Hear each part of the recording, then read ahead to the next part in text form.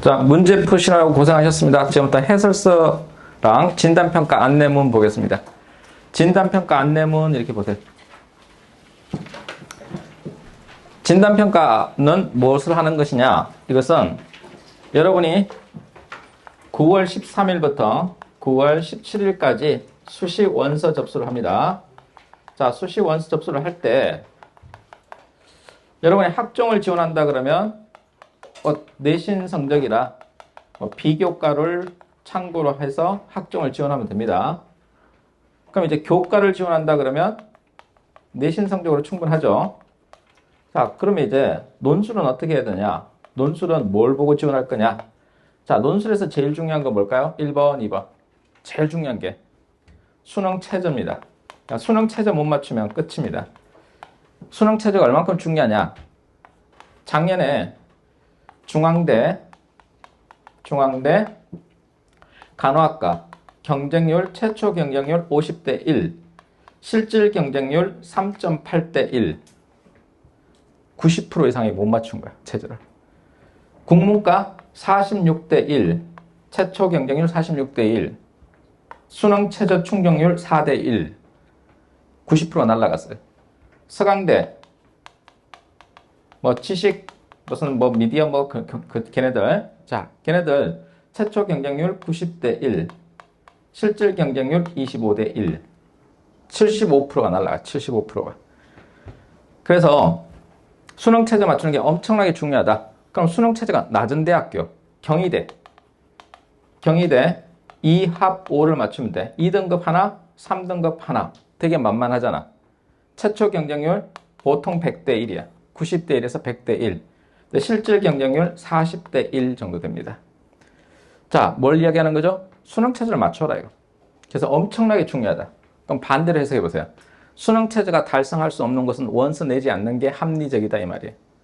그래서 환상에 젖어가지고 내 등급이 올라갈 것이다 하는 것은 환상이다. 가장 큰 환상은 국, 수, 영, 탐이 있으면 다 한 등급씩 올려서 최저를 맞추는데 그런 일은 없어요. 그런 일은 없으니까 6평이나 9평 그걸 가지고 단 한 개 기준 가지고 이거 최저 달성하겠다, 못하겠다. 올려서 최저를 맞추겠다 이런 생각은 하지 말고 그게 그렇게 하더라도 그렇게 수시를 지원하더라도 네가 정시로 갈 수 있는 점수보다는 훨씬 좋아. 높은 데 갈 수 있어. 그래서 합리적으로 합격할 수 있는 데를 낸다. 자, 근데 이걸 통과했다고 치자. 자, 성균관대 최초 경쟁률 90대 1인데 뚫었어. 그런데 20대 1이야. 실질 경쟁률. 그러면 상위 5% 안에 들어야 돼. 그럼 이제 논술 실력이 그 다음에 좌우되는 거야. 그럼 논술 실력은 상위 5% 안에 들어야 되는 거야. 다행히 네가 중앙대 무슨 간호학과를 썼다. 그럼 요건 뭐야? 3.8이니까 한 3명 제끼면 되는 거잖아. 이건 쉽다, 이거. 이런 건 쉽다, 이거. 자, 올해는 절대 이런 일이 발생하지 않을 거다. 올해는 절대 이런 일이 발생하지 않고 실질 경쟁률 그래도 8대 1에서 12대 1까지는 갈 거다. 왜? 중앙대가 이렇게 된 것은 사탐 2과목을 반영했기 때문에 작년에. 근데 올해는 사탐 1과목만 반영하기 때문에 달성률이 굉장히 높아질 거다. 그리고 작년에 이런 걸 경험했기 때문에 이런 건 사실 빵구 났다고 하지. 얼만큼 빵구 났느냐? 어떤 과인지 말할 수 없는데 이게 빵구가 어떻게 났냐면 논술 전형인데 실질 경쟁률 1.6대 1. 이건 빵구 난 거잖아. 이건 1, 2, 3번 있으면 3번 안 써도 합격하는 거야. 백진에도 합격했단 말이야. 이런 말이야. 이런 일이 생긴다고. 근데 올해는 이런 일이 없을 거다. 올해는 논술 빵구 나는 일이 없을 거다. 다 눈치껏 잘 쓸 거다, 원서를. 그래서 최저 맞추고 논술 실력을 겸비하는 게 중요한데 근데 내 논술 실력으로 어떤 대학, 어떤 계열로 시험 보는 게 적절한지 이건 알아야 될 거 아니에요. 그죠? 그래서 그걸 알려주는 겁니다. 여러분이 지금 논술 실력을 체크하는 거고 그래서 2시간 반 동안 우리가 언어 논술 유형, 언어 논술의 유형 6가지 언어 논술 유형 6가지 요약, 분류, 비교, 비판, 평가 그리고 설명, 분석, 대안 제시, 견해 주장 이 6가지에다가 자료 해석, 그리고 수리 논술까지 살펴본 겁니다.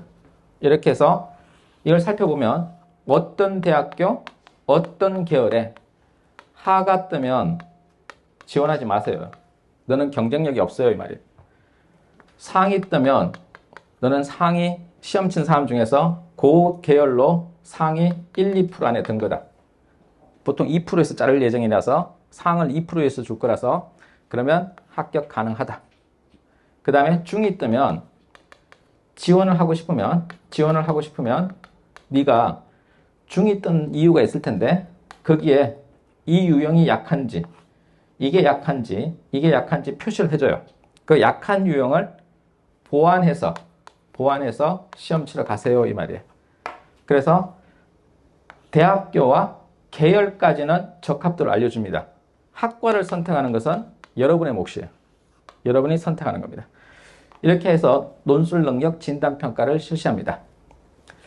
이 데이터는 우리가 엄청나게 고민해서 만든 거고 자료가 이게 7년 이상 축적된 자료이기 때문에 시험만 보는 학생이 많으면, 그러니까 시험 보는 빈도수만 확보되면, 학생 수만 확보되면 통계적으로 분석하기 때문에 적중도가 높습니다. 그리고 시험에 6문제를 전부 다 응시해 줄 때 우리 자료가 정확하게 나옵니다.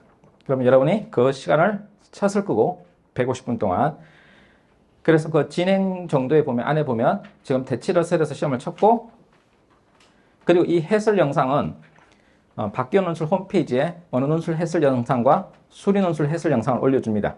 그거 보시면 됩니다.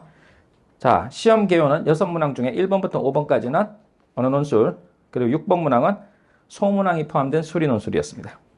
뒤로 넘기면 진단평가 결과지는 2주 뒤에 홈페이지에 업로드 해줍니다. 그리고 개별적으로는 종이로 출력해서 학생들한테 면담할 때 줍니다. 자, 그리고 이제 거기에는 표시되어 있는 자료가 각 학교 계열별로 상중하를 표시해 줍니다. 표시해 주고, 그리고 5번에 보면 제일 하단에 진단평가 결과지 확인 후 상담은 무료 상담은 누구나 다 해줍니다. 시험 친 학생들한테 전화 상담이나 대면 상담을 해주고 대면 일정은 따로 정해집니다. 그리고 전화 상담하고 싶다 그러면 이 진단지 받은 다음에 나랑 전화 통화하면 됩니다. 다음 유료 컨설팅은 학과를 정하는 겁니다. 학과. 어떤 학과를, 여러분도 사실 원서 쓸 때 눈치 작전 해야 될 거고 그때 어떤 학과를 쓸지 그거는 유료 상담하는 겁니다.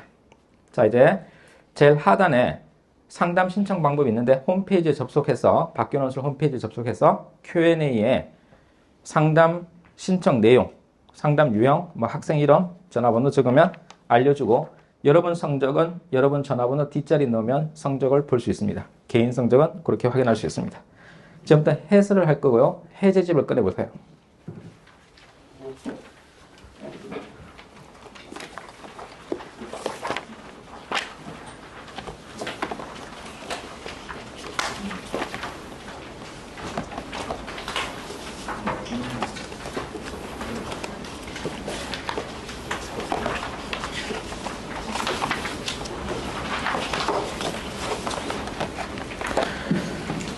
자, 이제 대한민국에서 논술 시험 치는 거, 인문계에서는 논술 시험 시간이 제일 긴 학교가 2시간입니다. 그리고 제일 짧은 학교가 90분 동안 칩니다. 그런데 이건 천만 다행스러운 게 여러분 10년 전만 해도 어느 논술 시간이 5시간 동안 시험 본 적이 있습니다. 서울대가 하루 종일 시험 본 적이 있습니다. 그리고 연고대가 3시간, 3시간 반 시험 봤습니다. 거기에 비하면 오늘 2시간 반 본 거는 아무것도 아닙니다. 자, 그런데 문제를 최대한 많이 적을수록 여러분한테, 그러니까 답을 최대한 많이 적을수록 여러분한테 좋은 평가 항목을, 그러니까 진단을 해둘 수 있습니다. 진단을 해줄 수 있는데 지금 교재에서 1페이지와 2페이지를 보면 이렇게 독해하는 방법과 그리고 글 쓰는 유형 공식이 나와 있습니다.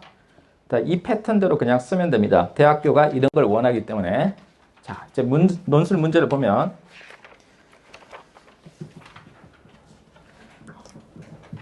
자, 시간이 없는 관계로 이걸 상세하게 디테일하게 설명하지 않고 접근하는 방법을 알려드리겠습니다.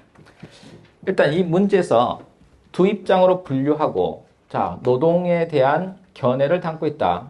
분류하고 각 입장을 요약하고 단, 각 입장에 제시하는 제시문 간의 차이점을 밝혀라. 그리고 글자 수는 500자입니다. 500자 내외가 붙으면 플러스 마이너스 10%라고 생각하면 됩니다. 글자 제한이. 자, 그걸 벗어나면, 모자라면 점수를 깎아버립니다. 자, 이 문제를 잘 보면 키워드가 몇 개죠? 2개죠. 뭐와 뭐가 있어요? 노동에 대한 견해예요. 그러면 견해가 포커싱이니까 노동에 대해서 어떻게 생각하느냐 이거예요. 노동에 대해서 어떤 입장을 취하느냐. 그걸 분류하고, 그럼 분류. 견해가 A 대 B. 이렇게 분류를 하고, 그리고 이 입장을 요약하는 거예요. 입장의 요약. 그럼 가령 예를 들면 제시문 가, 다가 이렇게 되고 나 이렇게 분류가 됐다면 그 다음 각 입장에 해당하는 것에 차이점을 쓰라 이거. 차이점을 쓰라.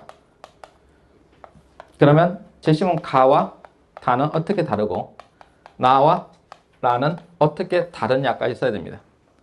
이걸 500자 안에 때려 넣어야 됩니다. 그러면 어떻게 쓰느냐? 첫 문장이 분류를 쓰는 겁니다. 첫 문장.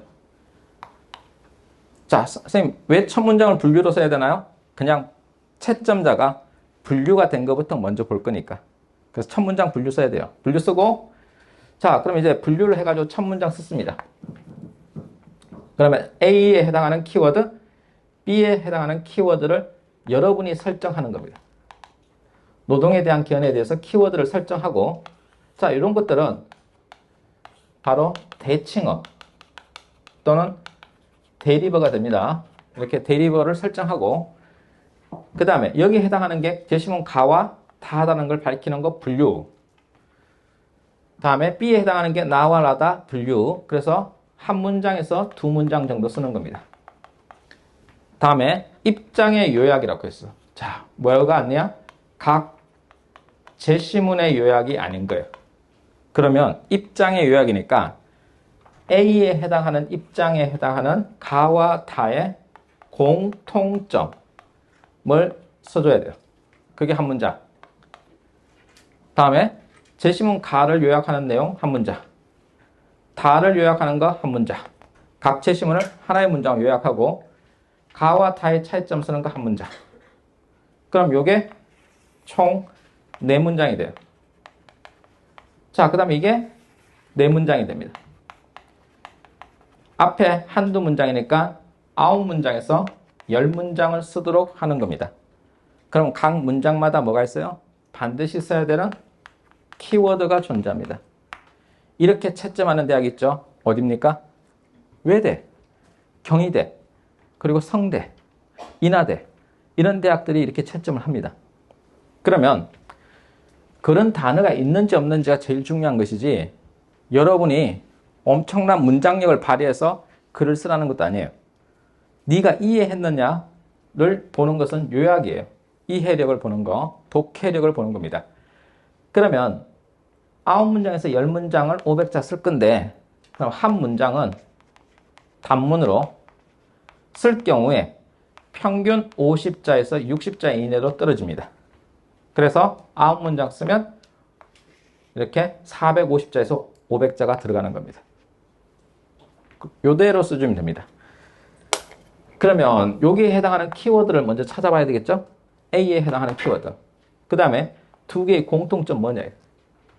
가와 다의 공통점 뭐냐? 그런 걸 한번 찾아보자. 다음 분류를 할 때는 반드시 제시문 가가 키가 됩니다. 가를 읽고 나서 가를 여러 번 읽어서 가를 명확히 잡은 다음에 제시문 가와 제시문 나가 같은 꼴인지 같은 입장인지 반대되는 입장인지를 확인하는 작업을 합니다.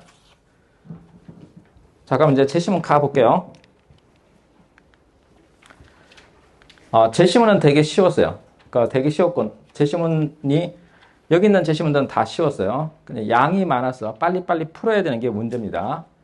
자, 여기서 이제 눈에 보이는 게 있어요. 계속 반복되는 것은 노동에 대해서 반복되고 있어요. 노동.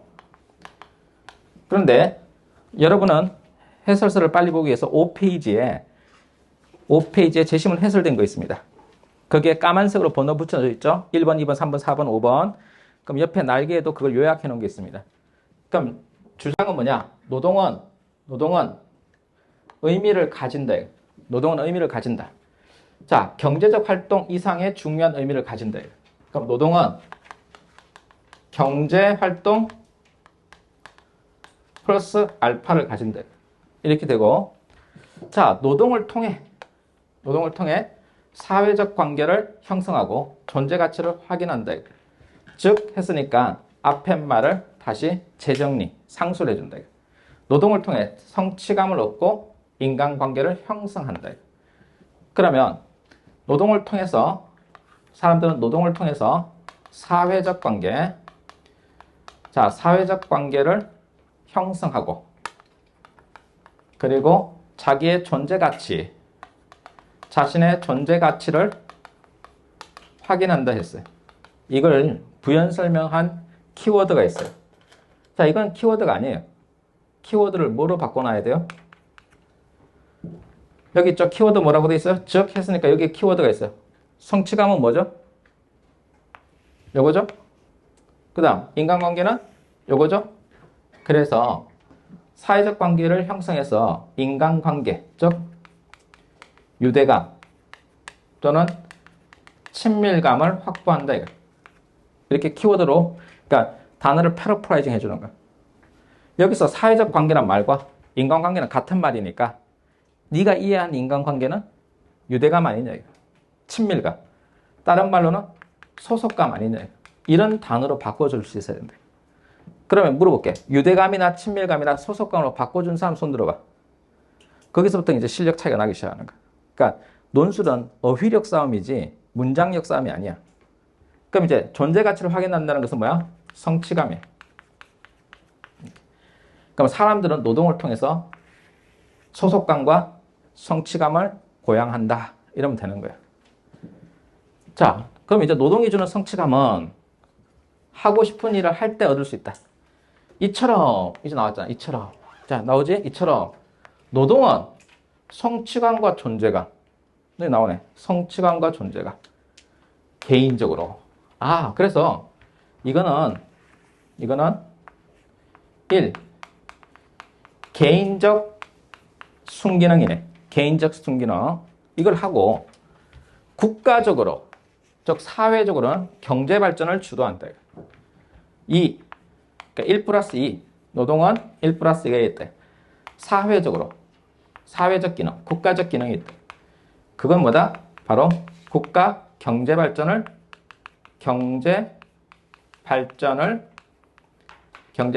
견인한다. 이끌어 나간다. 유도한다. 견인한다. 이렇게 바꿔준다. 자, 그러면 이게 요약이 끝난 거야, 이제. 이 요약이 끝났고. 그러면 이제 노동의 무슨 기능이야? 노동의 순기능. 노동의 긍정적인 면이. 이렇게 될 것이고, 노동은 어떤 기능을 한다? 개인적으로는 유대감과 소속감, 그리고 사회적으로는 경제 발전을 견인하는 기능을 한다. 이렇게만 요약되면 된다. 이거. 제시문 한 개를 한 문장으로 요약하기. 자, 이제 제시문 2를 보자. 제시문 나를 보면 노동에 대한 얘기는 하고 있다. 근데 입장이 같으냐 다르냐. 처음부터 좀 못마땅하다. 노동의 노고와 고통은 죽어야만 끝이 난다. 야, 느낌이 어때? 유기체가 죽어야만 노동의 고통이 끝난대. 무슨 뜻이지? 생명체가 유지되고 있는 이상 노동은 불가피하다. 이런 뜻이죠. 그래서 순환운동이 유지되기 위해서는 소비가 필요하고 소비의 수단으로 제공하는 것이 노동이다. 그리고 삶의 과정이 재생된다. 돌고 돈다. 그러면서 노동을 생산하거나 재생산한다. 그런 하나의 동일한 과정을 구성한다. 그리고 과정이 끝나자마자 다시 새롭게 시작해야 된다. 계속 순환관계에 있다. 소비, 노동, 순환관계에 있다. 그래서 생존의 필연성은 노동과 소비가 계속 돌고 도는 그런 필연적인 순환구조다. 그래서 노동과 소비는 뭘 파괴하고 다시 또 삼키는 과정이고 그리고 다시 또 소비되고 준비되는 과정이다. 그래서 이거는 노동에 대해서 불편한 입장이에요. 어떤 노동의 역기능과 노동의 부정적 입장인데 노동은 생존을 위한 순환 과정이다. 불가피한 노동은 생존을 위한 불가피한 순환 과정으로 노고와 고통을 준다. 인간에게 고통을 준다. 이렇게 된다. 이렇게 정의가 되고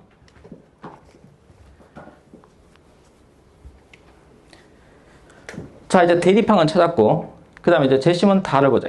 제시문 다는 이게 뭐야? 대장장이 나오고 카네기 이야기 나오니까 문학 작품에 해당하고 그럼 주객법으로 해보자. 주객법으로 해보면 다 여기 해볼까? 제시문 다. 자, 주체 그리고 객체. 자, 객체는 대장장이, 주체는 카네기. 그래서 주체와 객체 사이에 행, 대, 원, 결을 찾아보자. 행위, 대립하는 행위, 갈등 행위, 원인, 결과. 그게 있냐 이거. 카네기가 대장장이한테 뭘 줬다 이거. 중력 자리를 제안했다 이거. 그는 부와 명예를 주는 거다 이거. 근데 왜 줬냐 이거. 준 이유는 중력으로 임명했는데 그 준 이유는 내 마음의 선물이고 우리 회사가 이렇게 커졌다. 그러니까 이 대장장이의 그동안에 대한 보상, 동시에 보답을 하는 차원이다. 이런 차원에서 준 거다. 근데 대장장이가 거부한다. 돌려준다. 거부한다. 자, 이유가 뭐냐? 이유는 그 이유를 말해주시오 했더니 자, 나는 늙었고 대장장이다. 망치로 쨍 하는 소리가 날 때 내 생명의 소리다. 망치 소리가 내 생명의 소리고 그리고 달구어진 쇳덩이를 두드리면 불꽃이 튀는데 그건 내 생명의 불꽃이다. 내가 중력이 된다면 생명의 소리와 불꽃을 튀기면서 만들어온 내 망치는 어디로 가는가? 자, 그래서 의미가 어떻게 돼? 거부한 이유가 자기가 일을 하는 작업, 노동 작업, 본인의 노동은 자신의 생명의 소리고 그리고 생명의 불꽃이다. 그래서 직업을 천직으로 생각한다. 직업을 소명으로 인식하고 있다. 소명의식이 있다. 그러면 이제 눈에 하나 보이는 게 있어.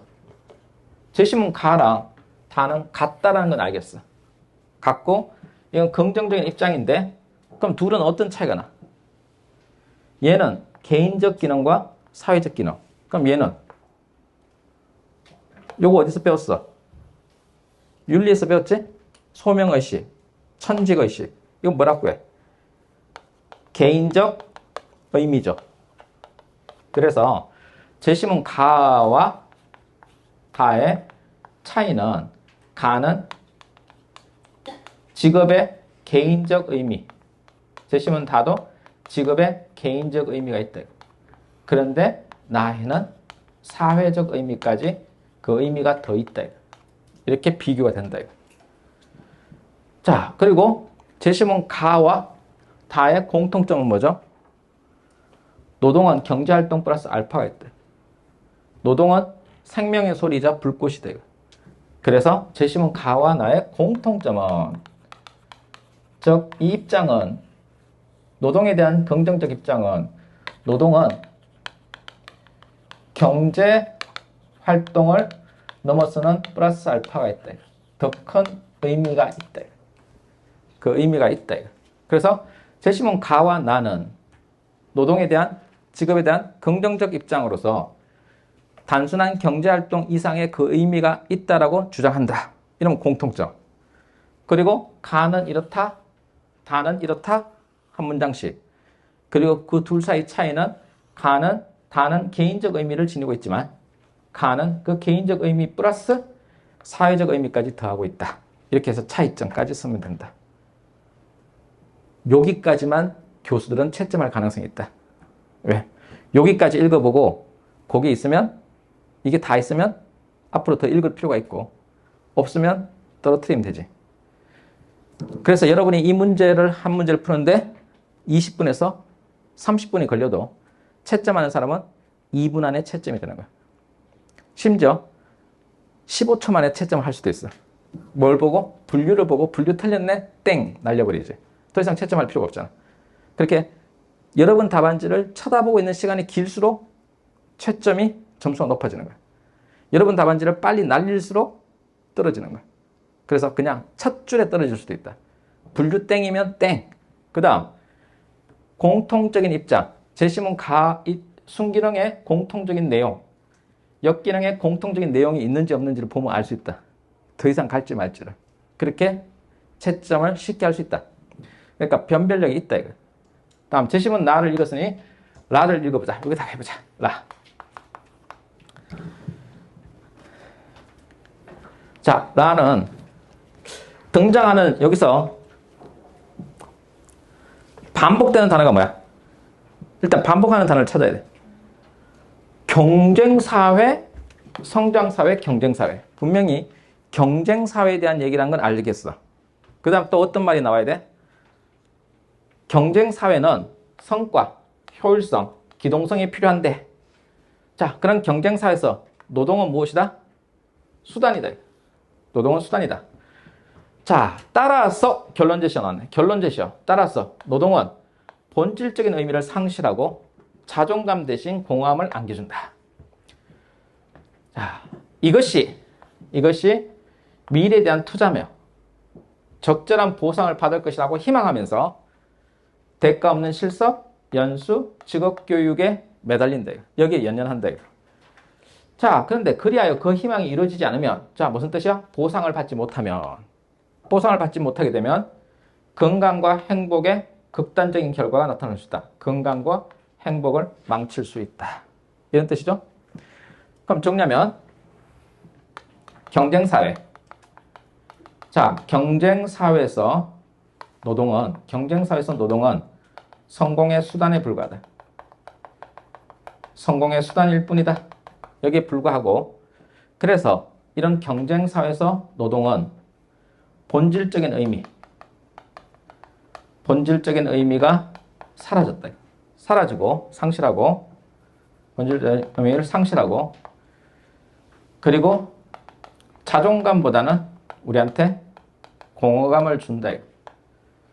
자, 그리고 이제 우리가 경쟁사회에서 하는 미래에 대한 투자. 미래의 투자. 이 투자한 노동들이 투자가 보상이 없다면 보상을 받을 수 없게 된다면 즉 실패한다면 우리의 건강과 행복에 적신호, 위험불이 들어올 거다. 우리의 건강과 행복을 망칠 것이다. 이렇게 된다. 즉 우리의 노동에는 보상이 있어야 된다. 보상이 없는 그런 무임금의 견석, 연수 이런 것들은 쓰잘데기 없는 이다. 저기에 매달리지 말아요 말이야. 그러면 여기서 제시문 나와 라의 공통점이 있어. 공통점 뭐지? 노동에 대해서 부정적으로 보고 있어. 근데 어떻게 부정적으로 보고 있어? 노동의 부정적인 모습을 보는가?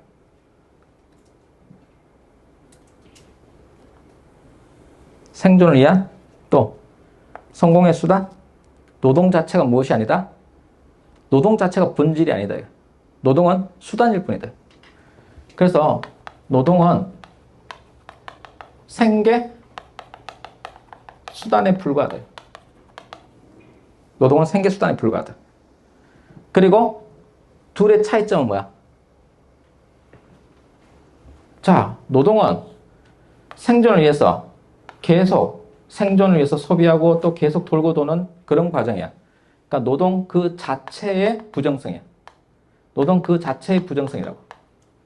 노동의 성격이 원래 그 자체가 부정성이었다고. 이쪽은 어때? 이 노동이 경쟁사회가 되면서 문제가 된 거야. 경쟁사회가 되니까 수단으로 변질한 거야. 그래서 본질적 의미를 경쟁사회에 와서 사라진 거야. 그럼 그전에는 있었다 이거. 그전에는 본질적 의미가 있었다 이거. 그래서 자존감을 주던, 노동이 자존감을 주던, 존재감을 주던, 자존감을 주던 이 노동이 공허감으로 바뀌었다. 그래서 이건 노동이 변질된 거다. 현대사회에 와서 변질된 거다. 현대사회에 변질된 노동의 모습.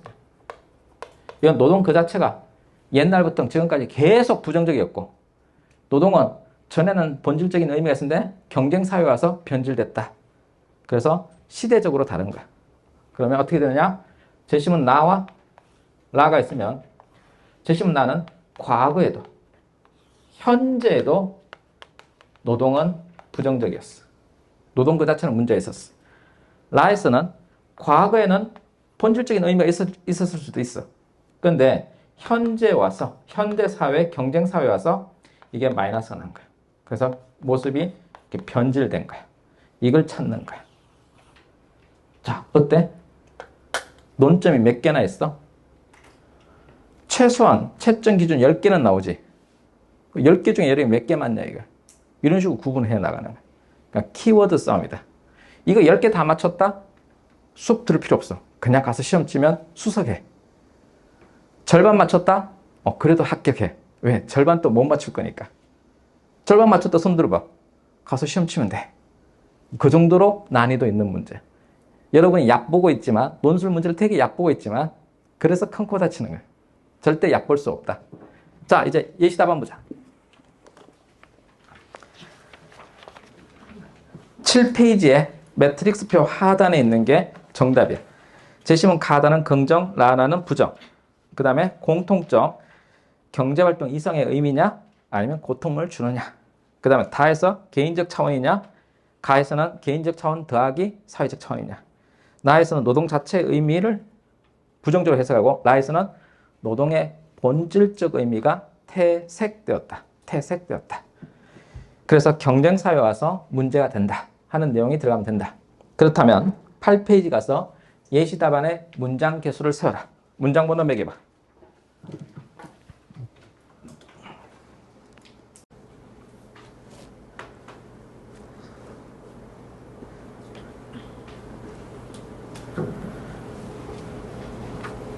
자, 총 9문장 나오나요? 그럼 첫 번째 문장 뭘 했나요? 분류.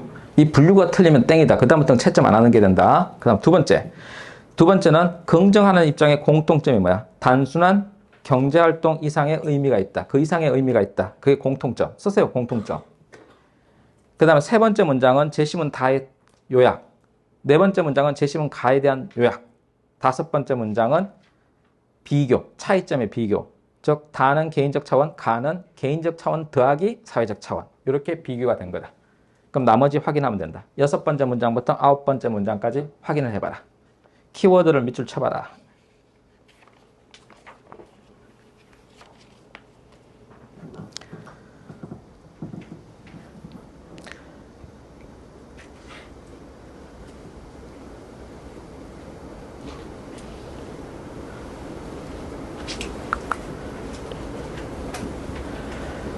자, 거기에 나와 있는 9문장이 있고 그 9문장 하나하나가 점수가 될 것이고 그 다음에 1점 정도 더 준다면 구성이 맞냐, 뭐 띄어쓰기나 맞춤법이 맞냐 해서 총 10점으로 했을 때 여러분이 6점만 맞으면 합격 가능성입니다.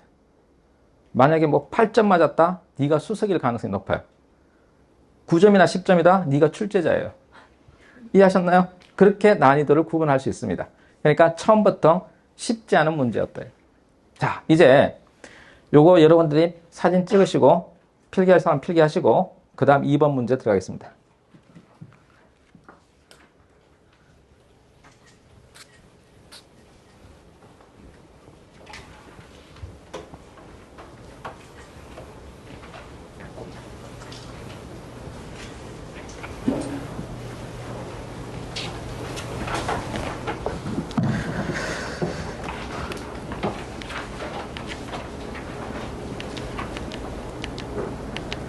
자, 2번 문제는 보기를 읽고 주어진 쟁점에 대해서 자신의 입장을 밝히고, 자, 입장 쓰세요. 이거. 그 다음에 제시문을 모두 활용하여 정당화 해보세요. 이거. 이게 쟁점이란 말이 나오면 하나에 대해서 A라는 사건에 대해서 A라는 사건이나 A라는 정책에 대해서 찬성하느냐 아니면 반대하느냐 이렇게 나오는 게 쟁점이에요. 자, 이게 성균관대 3번 유형이죠. 인하대 1번 유형. 자, 그리고 뭐 이렇게 지금 자신의 주장 견해 밝히는 문제들은 대부분 3번 문제에 배치가 된다. 그럼 이렇게 했을 때 글쓰기는 주장형이 될 거니까 주장 해서 찬성과 반대가 나오면 주장, 그 다음에 뭘 써야 돼? 이유를 써야 돼. 이유. 그런데 이걸 활용할 건데, 입장 두 개를 활용할 건데 제시문을 모두 활용하라 그랬으니까 글의 구조는 반론과 재반박을 쓸 수밖에 없는 구조를 만들어 놓은 거예요. 이렇게 글을 쓰라라고 요구하는 거예요. 이렇게 글을 쓰라. 그리고 재주장을 해라. 이게 글쓰기의 유형이에요. 그러면 우리 공식집에 보면 여러분 교재 2페이지 제일 하단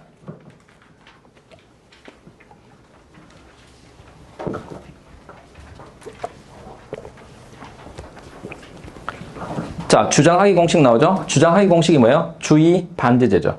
그럼 주의 반대제를 쓰는 요령, 주장, 찬성 쪽이다. 찬성.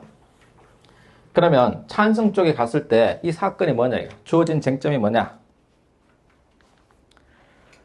자, ICT 기술, 정보통신 기술이 발달하면 그럼 자동화된다.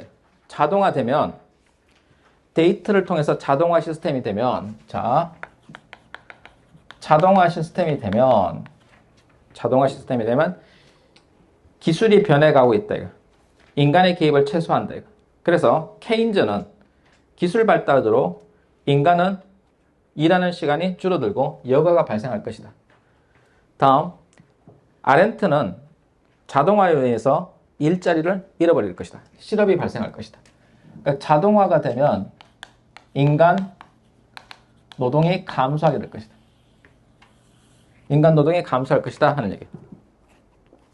자, 그럼 인간 노동에 대해서 감소하는 거니까 자동화에 대해서 찬성하느냐. 그럼 이쪽은 뭘 써야 돼? 노동을 줄이는 것에 대해서 써야 되겠죠. 그럼 어떤 걸 갖고 와야 돼요? 노동에 대해서 긍정적인 거, 부정적인 거. 여기서 자동화를 하면 인간 노동이 감소하는 거니까 자동화에 대해서 찬성하게 되면 어떻게 되는가? 노동을 하는 거야, 안 하는 거야? 안 하게 되지. 그럼 뭘 갖고 와? 이 부정적 입장 갖고 오면 되죠? 그래서 제시문 나. 그리고 라를 갖고 오면 돼요. 나를 갖고 와가지고, 야, 생존을 위해서 불가피한 순환 과정으로 고통을 주는데 자동화되면 더 이상 고통받을 필요가 없다. 노동의 고통으로부터 해방된다. 이렇게 쓰는 거잖아. 그 다음에 이거는 노동은 성공을 위한 수단인데 그 우리한테 본질적 의미를 상실하고 공허감을 주는데 우리는 이제 여기서 벗어났어. 이런 이 공허감과 본질적 의미에서 상실에서 벗어났어. 우리는 뭐 할 수 있다? 우리의 건강과 행복을 추구할 수 있게 된다. 이렇게 쓸 수 있는 거잖아. 그래서 글을 쓰면 찬성하는 입장을 A라고 하자. 자동화에 대해서 이거 자동화라고 하고 자동화에 대해서 A. 그러면 제시문 나에 A1, A2 해서 뒷받침하는 이유를 썼단 말이에요. 제시문을 활용하여 이유를 썼다. 그런데 반대쪽 B가 있을 거 아니야. 그럼 B를 갖고 오는 B. B에 B1, B2가 있다. 그럼 B1은 뭐냐? B1은 제시문 가다. 그러니까 B2는 제시문 다다. 그럼 가를 갖고 오면 야, 노동은 우리가 노동을 자동화돼서 노동을 안 하게 되면 우리는 노동을 통해서 얻을 수 있었던 소속감이나 존재감, 성취감을 잃어버리게 되고 그리고 국가 경제 발전도 문제가 생길 수 있다. 또한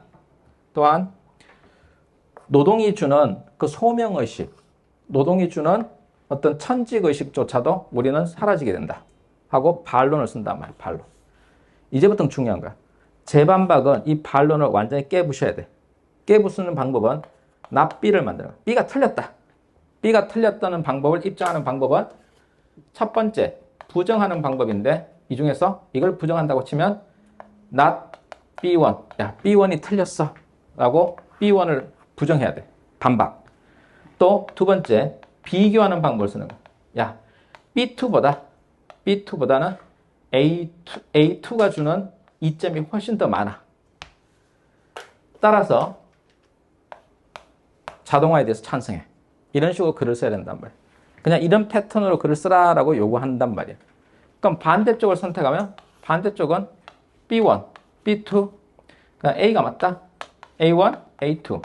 그냥 not A, A가 틀렸다. 그리고 B가 맞다. 이런 식으로 글을 써준단 말이야. 그래서 9페이지 보세요. 9페이지. 9페이지에 보면 이제 주의 반제제가 나와 있어. 그럼 이제 주의 반제제를 보는데 제일 중요한 건 반론과 재반박을 어떻게 했는지만 확인하면 돼. 자기가 선택한 거 들어가서 확인해 보세요. 자기가 찬성 쪽을 선택했다 그러면 내가 주의 반제제를 매끄럽게 썼는가 이것처럼, 반대쪽을 썼다, 자동화에 대해서 반대한다 그러면 노동의 가치를 중시하는 쪽을 썼다면 또 어떻게 반론과 재반박을 썼는지 지금 확인해 보세요.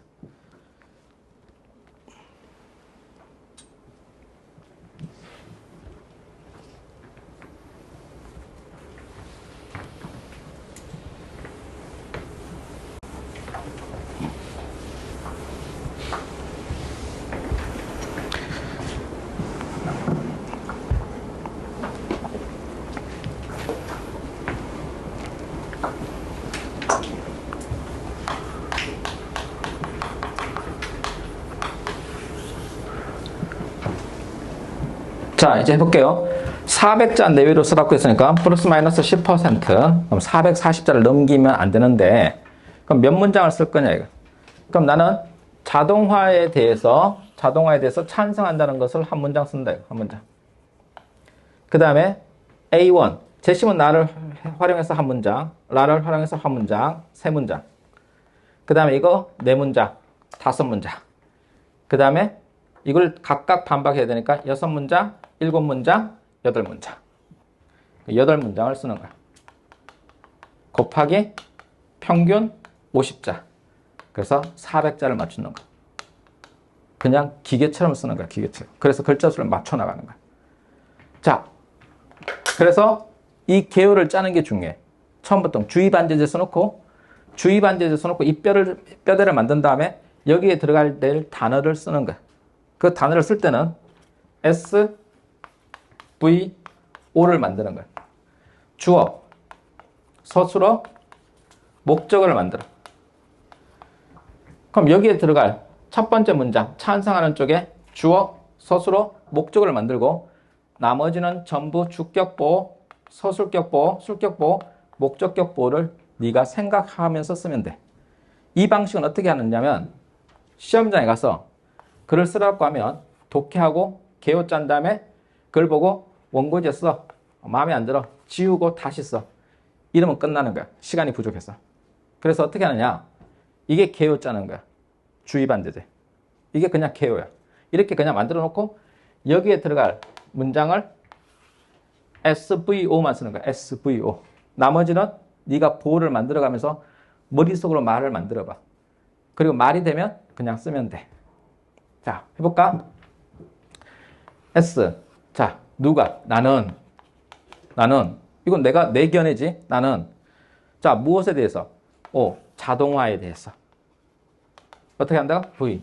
찬성하는 입장이다. 이렇게 쓰는 거지. 근데 어떤 자동화야?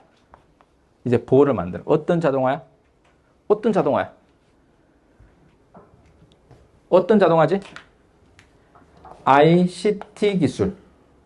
즉, 전자, 정보, 정보, 통신 기술을 통한 자동화로 인간의 노동을 감소시킬 수 있다라는 주장에 대해 찬성한다. 이렇게 말을 해보는 거지. 자, 이렇게 해서 말로 해보고 말이 되면 글로 쓰면 되는 거야.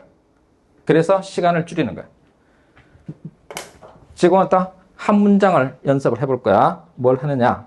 이제 여러분 스스로 재심은 나의 A1의 문장이 요 찬성 쪽 입장이 되게끔 S, V, O를 예시답안에서 표시해봐. 나머지는 보호야. 예시답안에서 아 이건 주어가 되겠군, 서술어가 되겠군, 그 다음에 목적어가 되겠군. 그거만 그 단어만 체크하고 그걸로 문장을 만드는 거야. 나머지는 보호야. 여러분이 알아서 때려 넣는 거야. 문맥에 맞게. 그리고 말로 해보고 그 문장이 머릿속으로 통하면 그냥 글로 쓰면 돼. 시험장에서는 그렇게 하라 이거. 그걸 평상시에 연습을 하라 이거.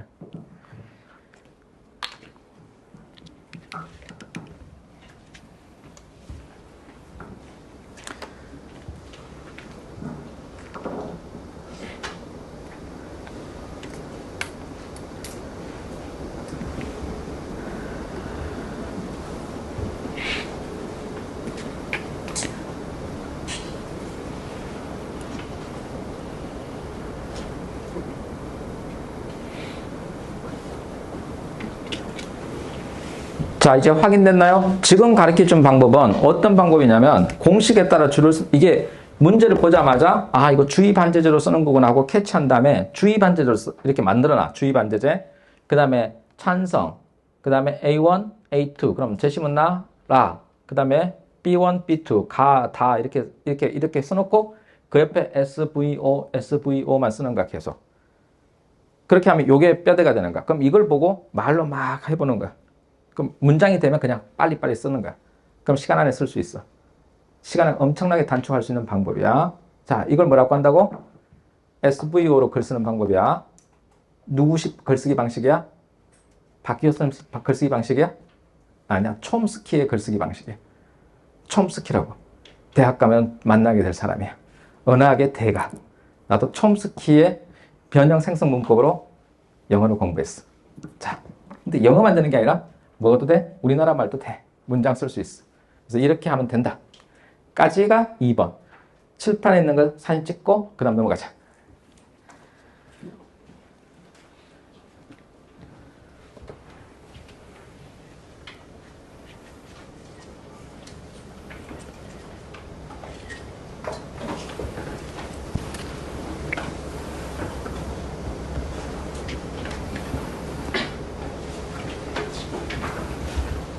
자, 이제 3번.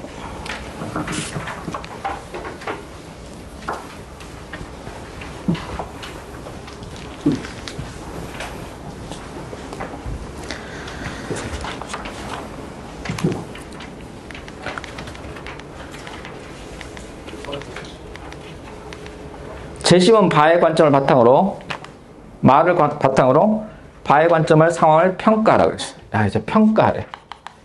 평가란 것은 비판형이에요. 자, 그럼 비판과 설명의 공식이 있어.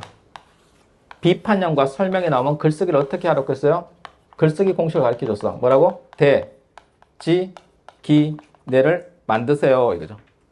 대상, 지정, 기준, 내용을 만들어 보세요. 이거. 그럼 설명하라 그러면 그냥 이런 뼈대를 만들면 돼. 이런 뼈대를 만들어 놓고 제시문 마의 관점을 바탕으로. 그럼 기준, 마. 그 다음에 바의 상황이 대상. 그럼 바가 대상, 그 바 안에 있는 특정한 지점이 있을 거야. A, B, C, 특정한 지점이 있을 거고, 제시문 마가 있을 거야. 자, 그러면 이걸로 마에 있는 이 내용으로 A에 대해서 옳다, B에 대해서 틀렸다. 그래서 평가하는 내용, 옳다 그러다 평가하는 내용을 쓰면 된다. 평가, 타당하다, 부당하다 이렇게 평가하는 내용을 쓰면 된다. 통상 설명하라와 비판하라는 것은 문제 패턴이 똑같다.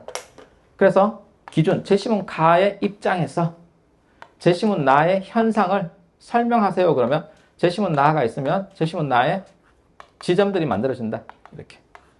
가에서 볼 때 이거는 유사하다. 가에서 볼 때 이거는 다르다.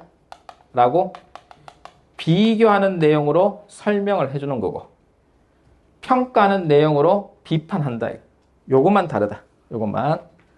자, 그러면 시험 문제는 어떻게 구성되느냐? 요 기준은 대부분 이론, 원리, 학설. 이거 어디서 나온 거야? 사탐에서 나온 거 나온다. 사탐. 사탐. 어쩌다가 언어학 이론에서 나온다. 이렇게. 특히 사회문화, 윤리, 그 다음에 윤사, 생윤, 정법, 뭐 경제 이런 데서 나오는 원리, 이론, 학설이 나온다. 이걸 가지고 제시문 나는 주로 신문 기사, 교과서의 사례, 아니면 도표, 그래프, 통계 이런 사회 현상이 나온다.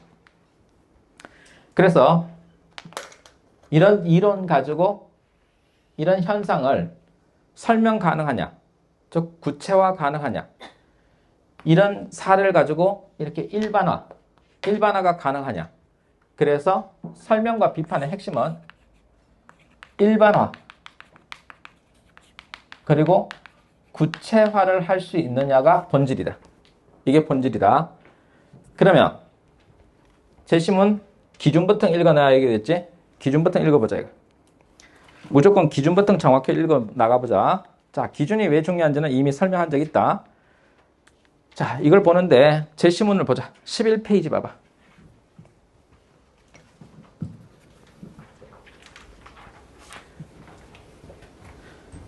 자, 11페이지에 기준이 되는 제시문 마가 있다. 이게 기준이다. 그럼 마에는 뭐가 나오냐? 첫 번째, 첫날 호랑이. 자, 첫날 호랑이가 나온다. 그리고 열흘째 되는 날 호랑이 나온다.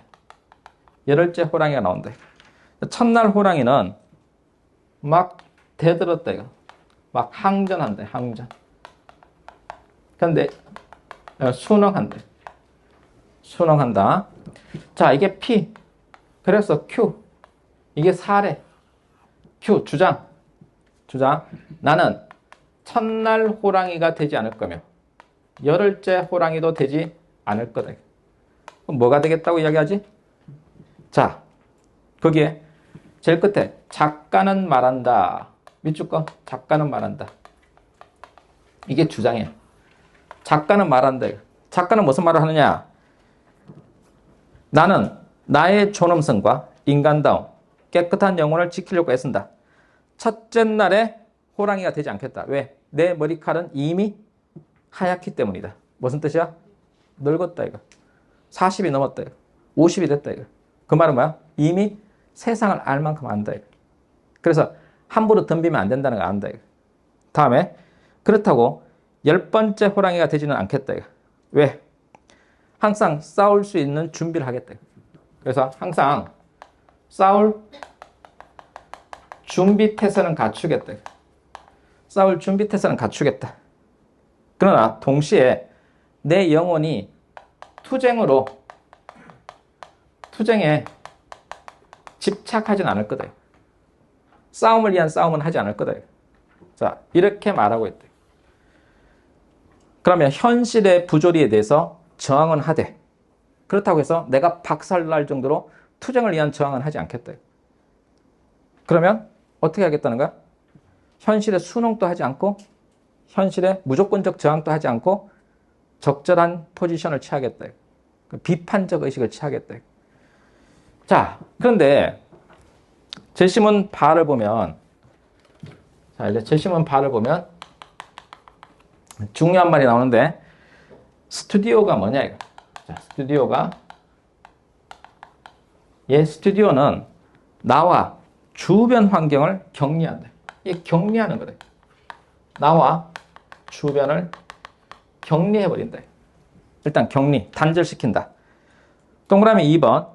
나는 친밀감은 일시적일 뿐이다. 스튜디오 안에서 손님, 고객을 대상으로 사진을 찍는데, 근데 이 손님, 고객에 대해서 친밀감을 표시하는 것은 그냥 일시적일 뿐이다. 일시적일 뿐이고 사진을 찍고 나면 아무것도 남지 않는다. 마지막 3번. 사진을 통해서만 나는 그들을 안다. 자, 오로지 사진을 통해서만 그들을 안다. 사진으로만 이야기하겠다. 제일 끝에 나는 현실적인 관계나 지식은 무의미하다. 자, 현실적 지식, 관계. 이거는 무의미하다. 그리고 사진을 통해서 세상을 인식한다. 사진을 통해서 세상을 인식할 뿐이다. 자, 이제 해볼게. 누구에 대한 얘기야? 작가에 대한 얘기. 누구에 대한 얘기야?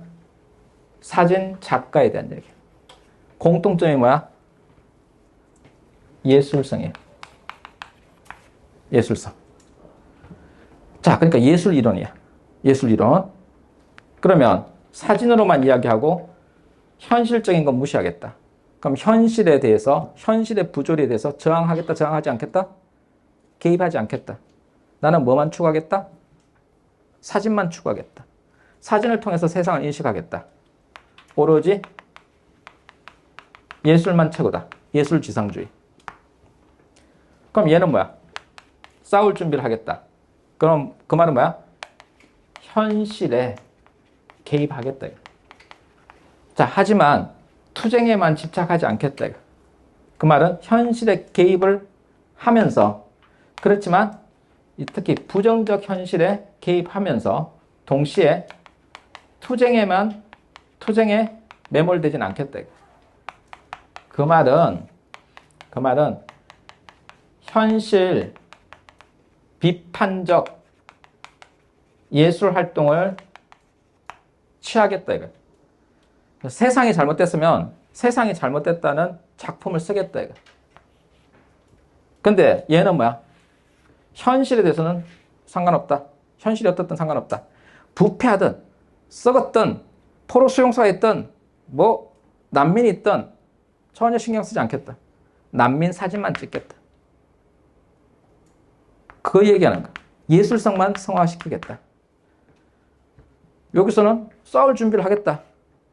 근데 그 부조리함에 부딪혀가지고 뭐 박정희가 어떠니, 전두환이 어떠니, 노태우가 어떠니 하면서 붙잡혀 가진 않겠다.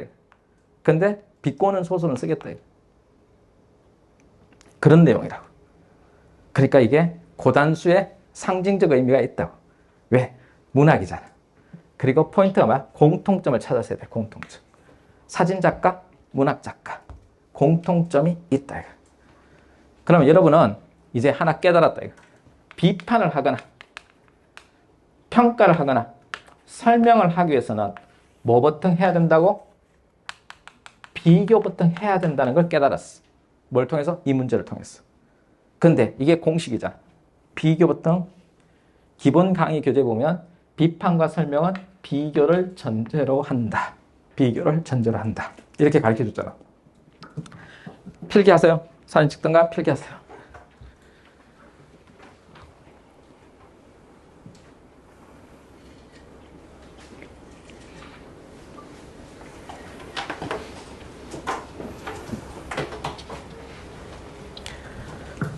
자, 어때요? 느낌은 이미 쓰레기를 만든 같은 느낌이 들죠? 혹시 뭐 이런 거 예술지상주의, 뭐 작가정신, 비판정신 이런 거 찾은 사람 손 들어봐. 아무도 없는 거야? 그럴 리 없는데. 그래도 한 명은 찾는데. 자, 그 다음.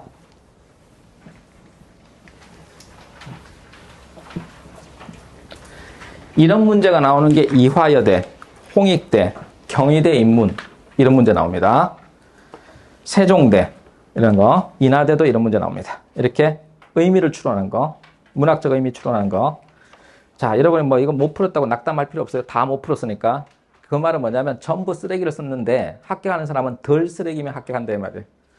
그래서 중요한 게 시행착오를 한 걸 적어 놓으세요. 내가 어디에서 시행착오한다.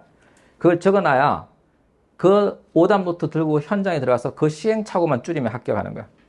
그러니까 정답 찾을 생각하지 말고 남보다 실수를 덜 하면 돼. 다음에 제 4번 문제.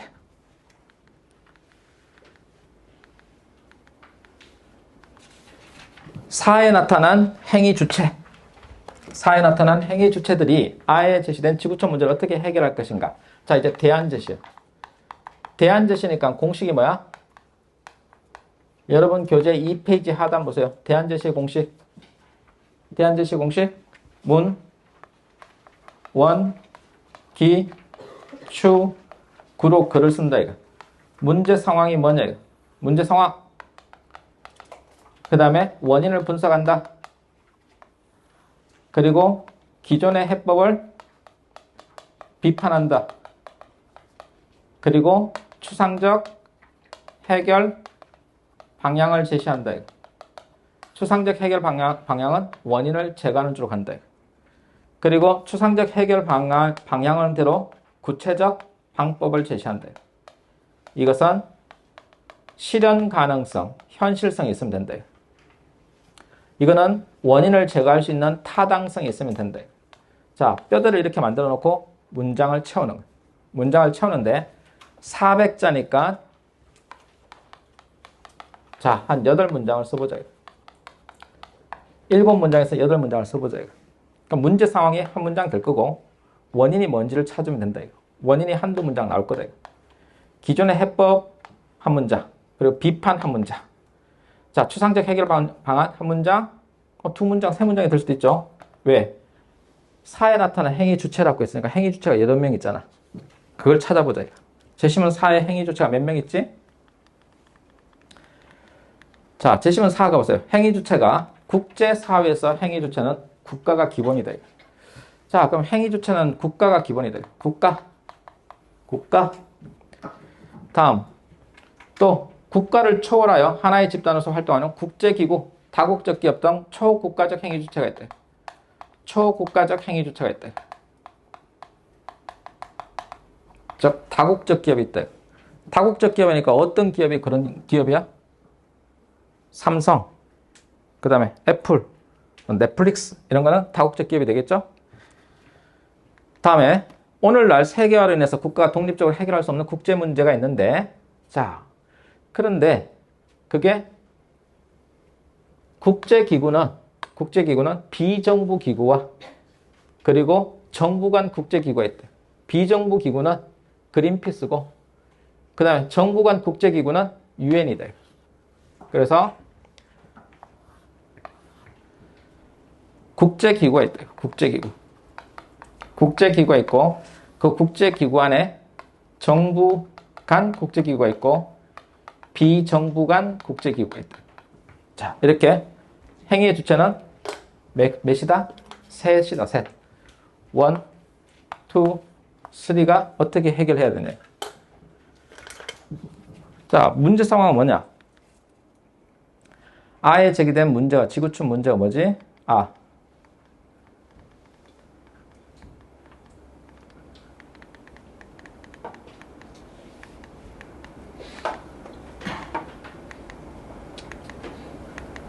제시문 A가 없다. 자, 제시문 A 한번 보세요. 단락이 하나, 둘, 세 개 단락. 첫 번째 단락, 지구온난화가 생겼다. 자, 지구온난화가 생겼다. 자, 첫 번째 단락, 두 번째 단락, 세 번째 단락 보면 열대우림의 파괴 주범은 다국적 기업과 기름 야자 농장이다. 자, 지구온난화라는 문제 상황이 생겼는데 첫 번째 원인이 누구냐? 다국적 기업. 다국적 기업과 그리고 농장이다. 거대 농장이다. 얘네들이 망치고 있다. 다섯 번째 숫자 5번. 숲을 개간해서 야자수 경작지로 만드는데 이익은 농민이 아니라 재벌 기업과 사유재산 탈취를 눈감아주는 정부에게 돌아간다. 그래서 재벌 기업 얘네들이 그리고 정부 얘네들이 문제다. 정부가 재벌 기업과 손잡았어. 이런 걸 뭐라고 불러? 뭐라고 불러? 정경유착. 또 다른 말로 뭐? 부정부패. 그러니까 정경유착과 부정부패라는 거죠. 부정부패. 그 다음에 다국적 기업과 농장 같은 재벌 기업의 뭐야? 과도한 사익 추구, 이익 추구. 사익 추구. 이게 문제다. 이거. 기존의 해법 나와 있어? 기존의 해법이 나와 있냐고. 기존의 해법은 안 나와 있지? 그럼 이건 패스. 패스. 자, 이제 그럼 국가는 어떻게 해야 돼? 국가는, 정부는 정경유착과 부정부패를 하지 말았어야 되지. 그래서 뭐가 필요해? 정부가 쇄신하고 개혁하고 감시했어야 돼. 초국가적 행위 주체, 즉 다국적 기업은 어떻게 했어야 돼? 지구온난화 문제를 지구 공동체의 문제로 인식하고 지금 산림을 파괴하고 있잖아. 그럼 어떻게 해야 돼? 산림 파괴를 중단하고 산림을 유지하기 위해서 자신들이 번 돈에 재투자가 필요하다. 그래서 우리가 종이 펄프를 생산하는 그런 기업들은 자기가 번 돈의 일부를 나무 심기를 계속 하잖아. 그런 예가 그렇잖아. 유한 킴블린가? 그런 회사 그렇잖아. 굉장히 그 창업주가 도덕성 있는 분이야. 돌아가셨지만. 그 다음 세 번째. 국제기구는 어떻게 해야 돼요? 정부가, 비정부가. 국제기구 할 일은 감시활동과 조약, 협약을 체결해야 되겠죠. 이렇게 해서 구체적인 방법들이 나오는 거예요. 그러니까 정확히 키워드가 있어야 되는 거예요. 그런 단어가 분명히 나와요. 그래서 16페이지의 매트릭스 표를 보고 여러분이 채점을 할 수 있어요. 내가 놓친 게 뭔가를 정확하게 카운트해서 몇 개 놓쳤다 이렇게 점수를 매길 수 있습니다. 자, 이제 마지막 5번입니다. 자, 요거 필기할 사람 필기하세요. 사진 찍을 사람 지금 찍으세요.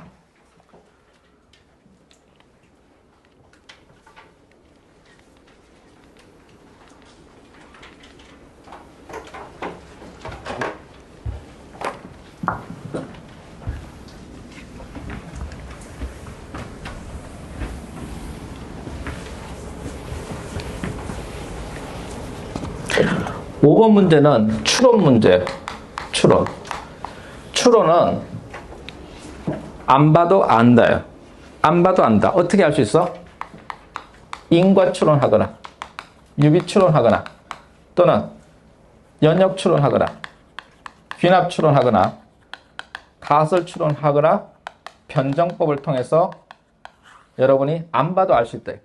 그러니까 안 봐도 어떻게 알 수 있냐? 지금 주장하는 게 야, A 교사가 주장하는 게 뭐냐 이거. P, Q. 어떤 걸 주장하느냐 이거. 무엇을 근거로 하느냐 이거. 그래서 여러분은 이 근거를 제시해 보래요. 이 근거를 추론해 보세요. 이게 문제라고. 자, 주장은 뭐냐? 주장은 프로그램을 이수하자 이거. 교육 프로그램을 이수해야 된다 이거. 이수해야 한다 이거. 왜? 이 취업률이 높다. 이수자와 그 다음에 비이수자의 취업률에서 차이가 난다. 취업률이 41%와 29%로 취업률이 훨씬 높으니까 그래서 어떻게 하자? 프로그램을 이수해야 된다. 요걸 제시하면 된다.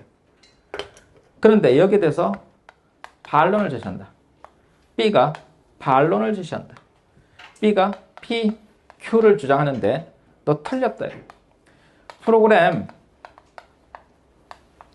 이수할 필요가 없다. 왜 그러냐? 왜 그러냐 그랬더니 자, 이제 색깔 있는 볼펜 할게. 왜 그러냐? 취업률을 비교해보자. 비이수자와 이수자의 취업률을 비교하면 55% 대 58%, 11%, 13%, 32, 33, 21, 25, 10, 25. 그래서 누가 더 높다? 이수자와 비이수자를 비교하면 각 항목별로 비교했을 때 비이수자가 다 높다. 이게 높다. 따라서 프로그램을 이수할 필요가 없다. 이렇게 되는 거예요.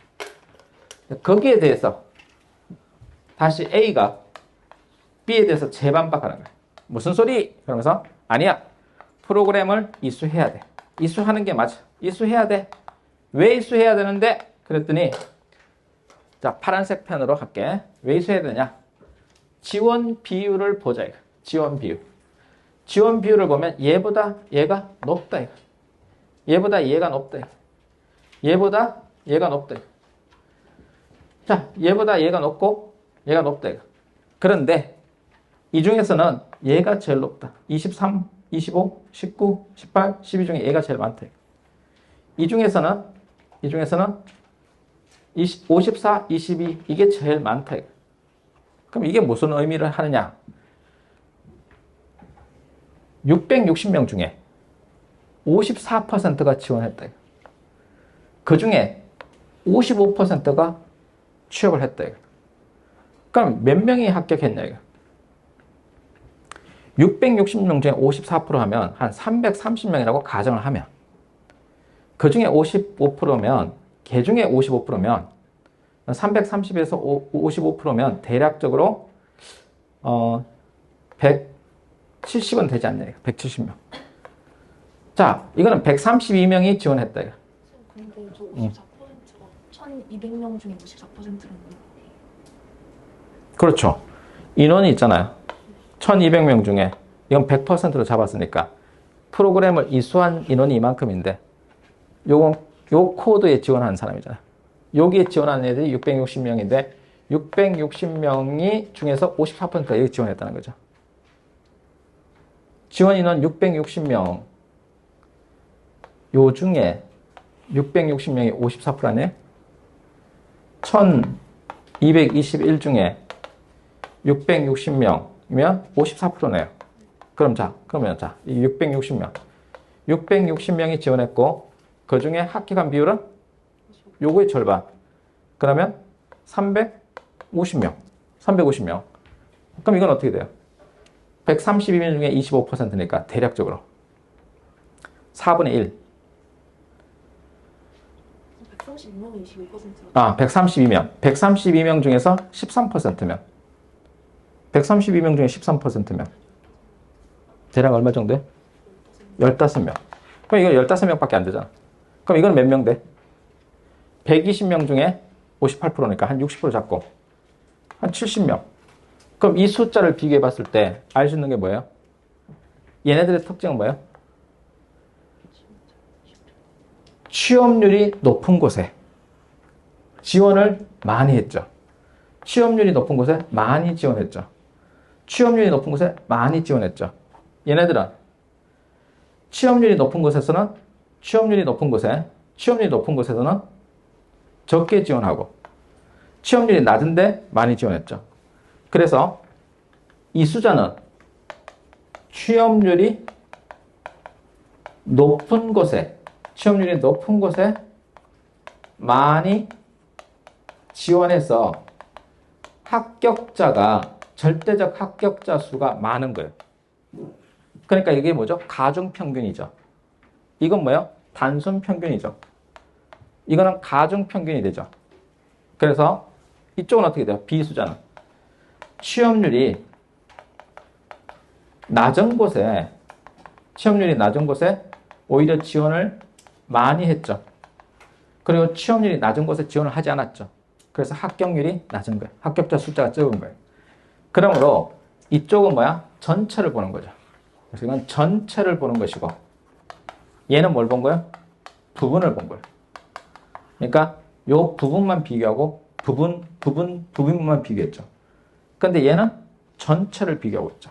그래서 부분과 전체예요. 부분과 전체. 그러니까 얘는 어떤 가중 평균을 계산한 것이고 얘는 단순 평균을 계산한 거예요. 항목별로. 자, 그게 차이 나는 거다. 그래서 이 120페이지 보면 그냥 20페이지 보세요. 20페이지 보면 제일 하단에 주장이 나올 거 아니에요. 주장. 표시해 볼까요? 주장. 요 그림에서는 요게 돼요.